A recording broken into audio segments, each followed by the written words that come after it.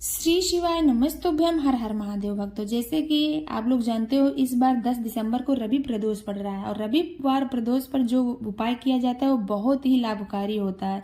बहुत दिनों के बाद ये रविवार को रवि प्रदोष पड़ा है। बहुत किस्मत से ही हम लोगों को ये अवसर मिला है, तो आप लोग चूकने मत देना। ये उपाय इस प्रदोष पर ये उपाय आप लोग जरूर करना। जैसे कि आप लोग जानते ही हैं, मार्गशीर्ष का पावन महीना भी चल रहा है और मार्गशीर्ष के पावन महीने में ही रविवार को प्रदोष पड़ गया है। तो इस प्रदोष पर किए जाने वाले उपाय बहुत ही सफल होते हैं, बहुत जल्दी ही मनोकामना पूर्ण करते हैं। प्रदोष का व्रत देखो शिव शंभू का है, शिव शंभू का बहुत प्रिय व्रत है। तो इस पर किए जाने वाले उपाय बहुत ही जल्दी आपकी मनोकामना पूर्ण करेंगे। अगर आप रवि प्रदोष पर कोई भी उपाय कर लेते हो तो आपका खुशियों से चमकने वाला किस्मत कोई रोक नहीं सकता। आपकी किस्मत बहुत जल्द चमक जाएगी, आपकी मनोकामना बहुत शीघ्र ही पूर्ण हो जाएगी। तो आप लोग ध्यान रखना, इस उपाय को प्रदोष के दिन ही करना है। ये उपाय आप सुबह या शाम किसी भी टाइम कर सकते हो। सुबह करो तो और अच्छा है, अगर आपको सुबह टाइम नहीं मिलता है तो ये उपाय आपको शाम को करना है। ये उपाय आप शिवालय जाकर शिव मंदिर में ये उपाय आप जरूर करें। इस उपाय के लिए आपको लेना है बेलपत्र। कितने बेलपत्र? सिर्फ 3 बेलपत्र लेने हैं।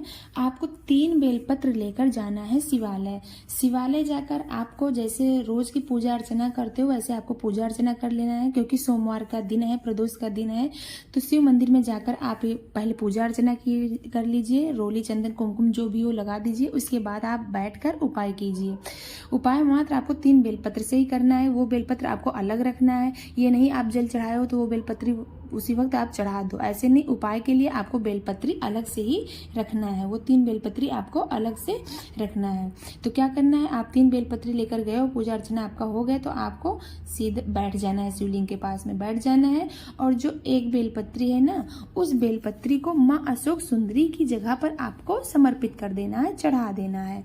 माँ अशोक सुंदरी जहाँ से जलाधारी होता है, आप लोगों को तो पता ही होगा, जहाँ से जलाधारी होता है जो बीच का स्थान होता है वो माँ अशोक सुंदरी की स्थान है। वहाँ आपको एक बेलपत्री चढ़ा देना है। ध्यान रखना, डंडी का भाग जिधर से जलाधारी होता है उधर की तरफ रहे। डंडी का भाग जिधर से जलाधारी होता है उधर के साइड में ही रहे।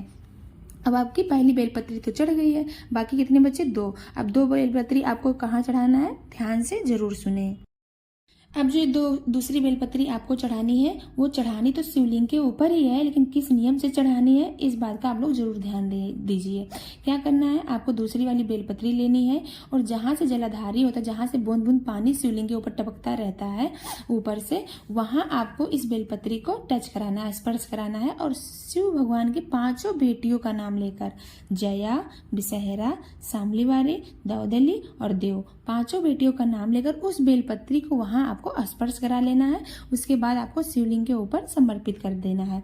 मान लो आपका क्वेश्चन ये आता है कि हम जहाँ जाते हैं जल चढ़ाने वहाँ ऊपर से जल टपकने वाला नहीं है, तो क्या करना है आपको? अगर जल टपकने वाला नहीं है तो अपने मन में ही भगवान शिव के 5 बेटियों का नाम लेकर, जया, विषहरा, शामलीवारी, दौदली और देव, 5 बेटियों का नाम लेकर आपको शिवलिंग के ऊपर समर्पित कर देना है। ध्यान रखना, इसका जो डंडी का भाग होना चाहिए वो अपने अपोजिट होना चाहिए। मान लो आप जिस दिशा में बैठे हो उसके उल्टे दिशा में आपका डंडी का भाग होना चाहिए, इस बात का जरूर ध्यान दें। अब क्या करना है, आपकी दूसरी बेलपत्री अब चढ़ गई। अब आपके पास बची है तीसरी बेलपत्री और आखिरी बेलपत्री। वो आखिरी बेलपत्री है और तीसरी बेलपत्री भी है। तो क्या करना है, वो तीसरी बेलपत्री आपको कहाँ चढ़ाना है एक बार आप लोग जरूर से सुने। तो तीसरी बेलपत्री को अपने सीधे हाथ की हथेली में लेना है और उस बेलपत्री को जहाँ से शिवलिंग रखा रहता है, कटी भाग जहाँ माँ जगदम्बा का हस्तकमल होता है, उस कटी भाग को माँ जगदम्बा के हस्तकमल को आपको स्पर्श कराना है। बस वहाँ आपको स्पर्श करा लेना है और स्पर्श करा के आप सीधे कहीं पास में शिव मंदिर के आसपास में बेलपत्र का पेड़ हो, उस पेड़ के नीचे आपको उस बेलपत्री को लेकर चले आना है। वहाँ कोई भी पत्थर कंकड़ पड़ा हो उसको शिवलिंग मानकर आप उस पर उस बेलपत्री को चढ़ा दीजिए। मान लो कोई पत्थर कंकड़ नहीं भी है तो आप वहीं से जड़ से मिट्टी उठाइए और छोटा सा शिवलिंग का आकार दे दीजिए और उस पर आपको बेलपत्री को समर्पित कर देना है। ध्यान रखना, इस बार का बेलपत्री का जो डंडी का भाग किधर होना चाहिए, वो बेलपत्र के पेड़ के साइड में होना चाहिए।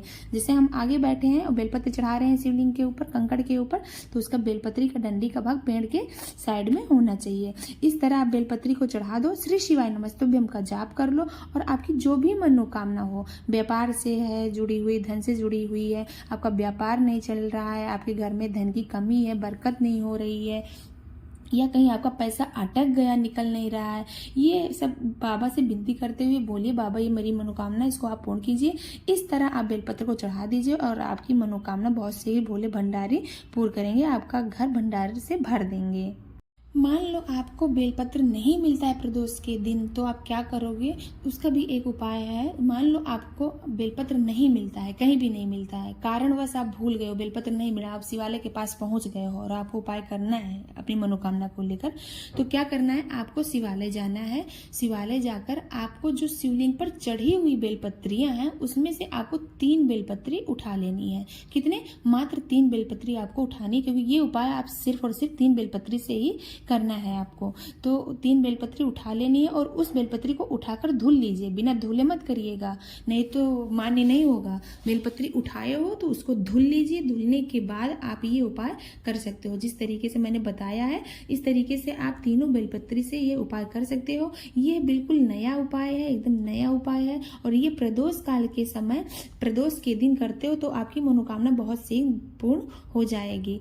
इस तरह आप ये प्रदोष के दिन ये उपाय जरूर करें। इस बार का तो महा रविवार प्रदोष पड़ रहा है, तो ये चांस चूकने मत देना, बहुत नसीबों वालों को ये मौका मिलता है। तो इस दिन ये उपाय अपनी मनोकामना करते हुए जरूर करना, आपकी मनोकामना बहुत शीघ्र पूर्ण हो जाएगी। आपके घर में धन की बरकत होगी, पैसों की कमी नहीं रहेगी, आपके घर में भोले भंडारे जरूर भरेंगे। तो ये उपाय आपको प्रदोष के दिन ही करना है, मात्र 3 बेलपत्र से। ये एकदम नया उपाय है, सिर्फ आपको 3 बेलपत्र से ये उपाय करना है। तो आप लोग को उपाय समझ में आया तो वीडियो को लाइक करें, शेयर करें, कमेंट करें, कमेंट में श्री शिवाय नमस्तुभ्यं हर हर महादेव जरूर लिखें। ओम नमः शिवाय दोस्तों।